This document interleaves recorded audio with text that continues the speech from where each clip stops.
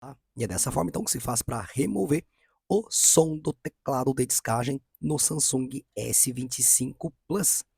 Para fazer isso, configurações, vamos em som e vibração, som do sistema e temos a opção de teclado de descagem, tá ok? Então se você quer remover ele, pessoal, desmarca essa opção. Desmarcado, você vem até o teclado de descagem, ó, e agora ele não sai o som mais, tá ok? Espero que esse vídeo aí tenha te ajudado de alguma forma. Não se esqueça aí, pessoal, de curtir, se inscrever e até a próxima. Tchau, tchau.